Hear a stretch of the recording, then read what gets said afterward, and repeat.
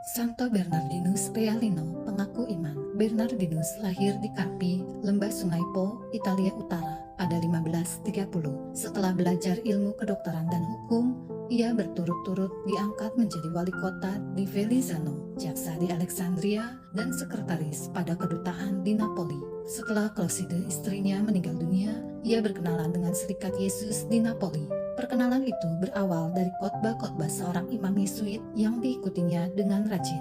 Khotbah-khotbah ini sungguh menarik, sehingga ia memutuskan untuk lebih memperhatikan kehidupan rohaninya. Keputusan ini semakin diperkuat oleh penampakan istrinya sebanyak 3 kali dengan pesan supaya ia meninggalkan karir duniawinya. Pesan istrinya itu pun kemudian dikuatkan lagi oleh penampakan Bunda Maria kepadanya. Terdorong oleh hal-hal tersebut, Bernardinus memutuskan untuk mengajukan permohonan untuk menjadi anggota Serikat Yesus.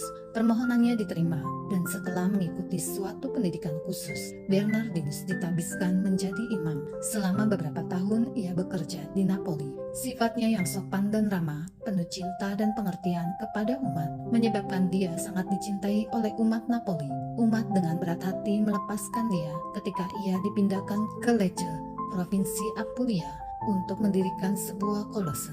Di kolose Yesuit ini, Bernardus memberikan kuliah-kuliah filsafat dan teologi. Hingga akhir hidupnya, dalam masa kerja selama 42 tahun, Bernardinus menetap di Lecce. Sebagaimana di Napoli, di Lecce pun Bernardinus sungguh dicintai.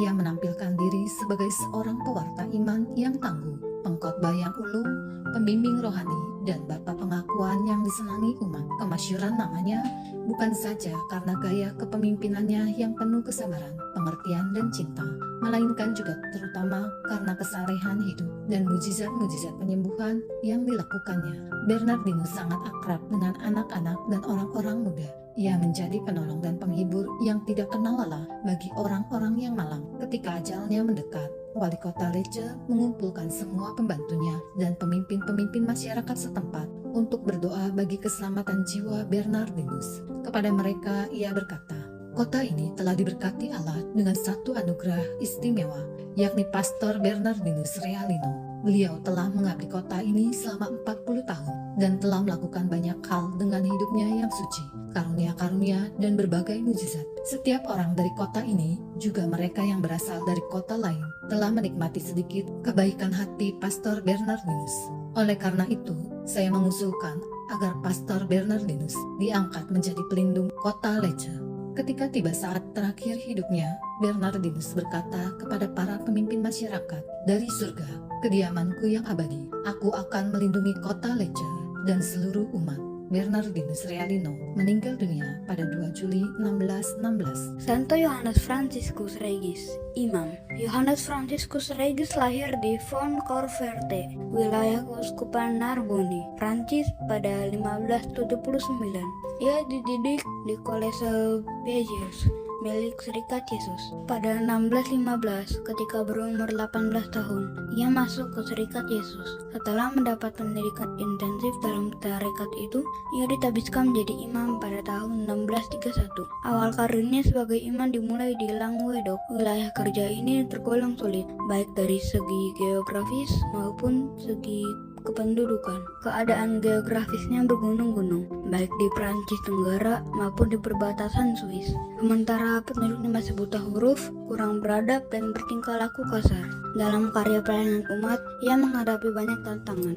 Meskipun demikian, Yohanes yang ramah, sopan, dan lembut hati ini sungguh berpendirian kuat dan pantang mundur dalam menghadapi semua kesulitan itu.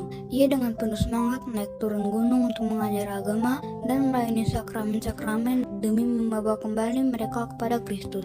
Pada musim panas, ia bekerja di kota, mengunjungi rumah-rumah sakit dan penjara-penjara. Di sana ia mengajar, berkhotbah, dan mendengarkan pengakuan. Ia membantu siapa saja yang datang meminta bantuan kepadanya. Kesuksesannya di Montpellier dan Somieres mendorong Uskup de la Baume dari Viviers memanfaatkan tenaga Yohanes baik-baiknya guna melayani umat. Yohanes bekerja keras selama 5 tahun di 2 wilayah itu untuk membawa kembali umat kepada penghayatan iman yang benar. Ia berhasil mempertobatkan sejumlah besar penganut agama Protestan. 4 tahun terakhir hidupnya, Yohanes tinggal di Velay. Di sana, ia mendirikan satu perkumpulan yang giat dalam karya sosial untuk membantu orang-orang miskin. Ia meninggal dunia pada 1640 di La Louveuse. Santo Fransiskus di Girolamo, Imam.